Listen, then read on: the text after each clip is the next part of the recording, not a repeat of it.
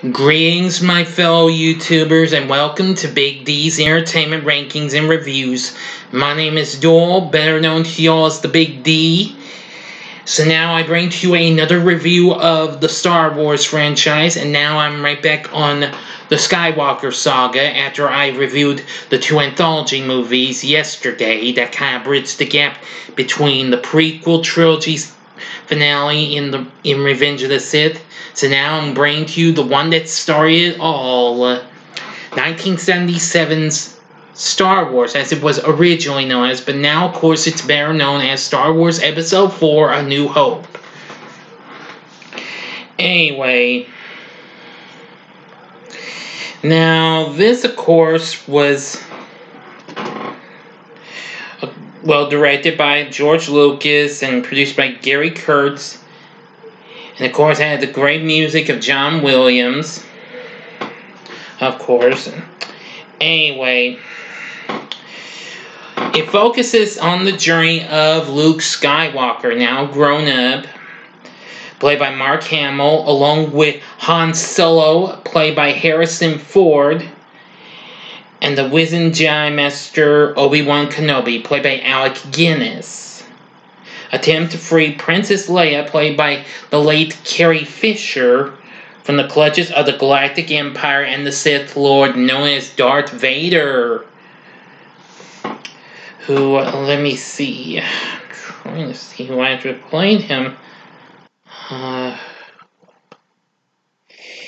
David Prowse, but the voice of, the voice of Darth Vader was James Earl Jones, but was uncredited, though. Anyway, I am going to say that I absolutely did enjoy this since I was a youngster. It's been some time since I last watched it, but I've seen some of it in recent TV showings. Just haven't taken the time to watch them all. Like this again. But anyway, these heroes in league with the Rebel Alliance attempt to destroy the Empire's planet-destroying space station known as the Death Star. Now, I'm going to give you 5 seconds to stop this video before I go on with this review.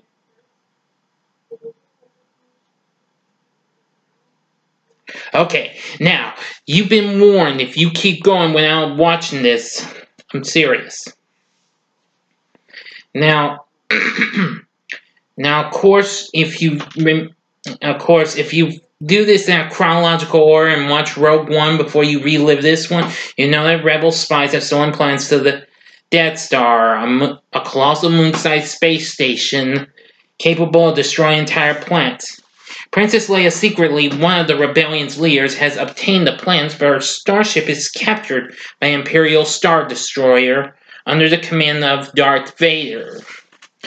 So, Leia hides the plans in astromech droid R2-D2, who is done by Kenny Baker, before she's captured, who along with protocol droid C-3PO, voiced by Anthony Daniels, flees in an escape pod to the desert planet below, which is Tatooine.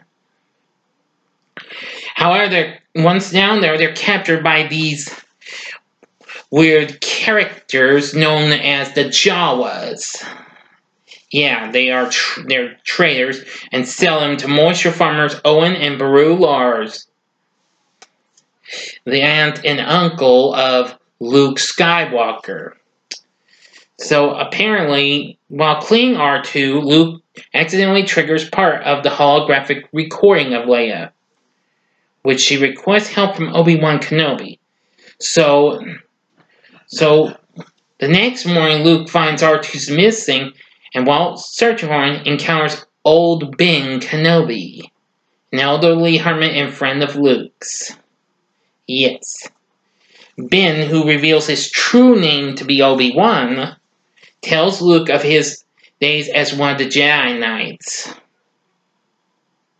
Yes, and of course, the Force. Which he and the Galactic Republic derived their power from an energy field, which was the Force, until they were wiped out by the Empire.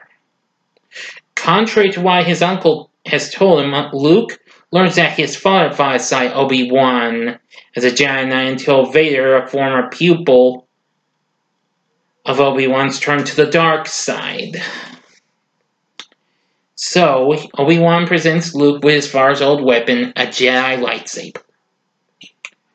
So, R2 plays Leia's message for Obi-Wan in its entirety, in which she begs him to take the Death Star plans to her home planet of Alderaan and give them to her father for analysis. So, Obi-Wan invites Luke to accompany him and learn the ways of the Force. Luke declines, however, but changes his mind after discovering that Imperial stormtroopers have killed his aunt and uncle and destroyed their farm.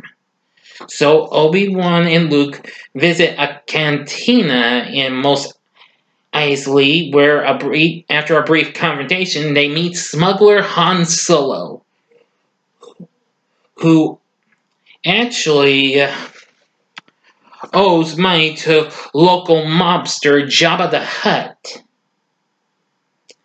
Yes, after he actually encounters, well, one of these characters, one called Greedo. Anyway, and his Wookiee co-pilot Chewbacca, after negotiating a price, Obi-Wan, Luke, R2, and 3PO join forces aboard Han's ship, the Millennium Falcon.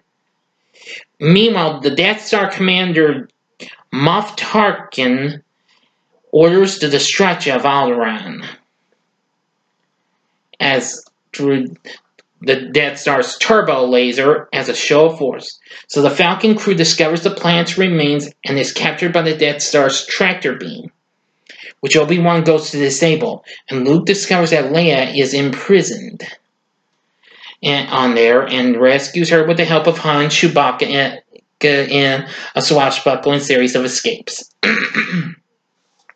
After Obi-Wan sacrifices himself in a lightsaber duel with Darth Vader to enable the heroes to escape, the Falcon escapes amid a fierce dogfight with Imperial TIE Starfighter. Excuse me, everyone. Using a tracking beacon placed aboard the Falcon, the Imperials follow the rebels to the hidden base of Yavin 4. Now, before I go on, let me just check the rest of... Okay, no. Now, I will tell you that once aboard the Death Star, we do get to see probably one of my favorite scenes that gets caught in this here trash compactor thing. Yeah, that's probably one of one of the good parts of this movie, but there's lots of other good parts because I liked what I saw, but I'll get to that in a moment before I finish the story, because I'm 100% sure everyone has seen Star Wars, and again, you were warned if you went through this without watching the movie. Anyway, in the last bit, the Death Star plans reveal that it can be destroyed by triggering a chain reaction from an external exhaust port. So Luke joins the Rebel Fire Squadron in a siege against the approaching Death Star, while Han collects his payment, intending to leave and repay Jabba. In the ensuing battle, the rebels suffer heavy losses after several unsuccessful runs. So Vader leads a squadron of TIE fighters and prepares to attack Luke's X-Wing fire. But Han returns and fires at the Imperial fighters, sending Vader spiraling away. Guided by Obi-Wan's spirit, use the Force, Luke. Luke turns off his proton torpedo targeting Imperial and use the Force to guide the torpedoes into the exposed exhaust port. And boom! The Death Star is destroyed just before it can fire on the Rebel base. And the massive explosion kills numerous Imperials, including Tarkin. On Yavin 4, Leia awards Luke and Han medals for their heroism. And that's the end.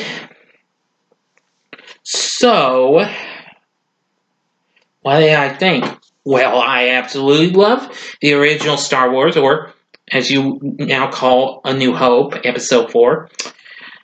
I absolutely did like the performances we got from everyone. The characters were great, the story was great, the music was great. There's not much to say about it. I mean, I loved every bit of the sequence. The trash compactor scene with trying to escape from that. The lightsaber duel of Obi-Wan going up against Vader. That was real good. And of course, when Luke, takes out the Death Star with the help of the Force. Everything. Anyway, this is what proved to be a success for Lucasfilm Limited. So, it would go on to spin out 2 more sequels, which were The Empire Strikes Back and Return of the Jedi, both of which I'll be reviewing tomorrow. And also later to a prequel trilogy, a sequel trilogy, 2 anthology films, and various spin-off TV series. Yes.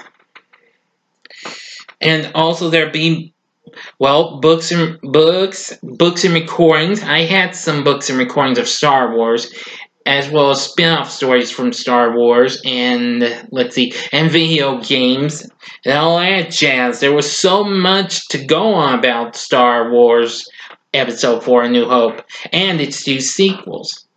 But anyway, that's all I'm going to say. I'm rating this as a true classic in my book. But anyway, let me know what you thought about Star Wars Episode 4, A New Hope in the comments section. Like and subscribe to my channel and be a part of the Big D Nation. Tomorrow, you'll get to see my reviews of both Episode 5, The Empire Strikes Back, and Episode 6, Return of the Jedi. Stay tuned for those tomorrow. I'll have more reviews coming up tonight and tomorrow morning. I'm not going to try and bring those up anymore. I'm not going to try and bring up other reviews for other franchises and what have you when I'm doing reviews of a particular franchise like Star Wars anymore. So I'm going to try and stop that, but I'm just going to tell you what I'm going to review in the series of Star Wars next time. So be on the lookout for The Empire Strikes Back and Return of the Jedi tomorrow. So until next time, I'm the Big D saying see ya, and may the Force be with you.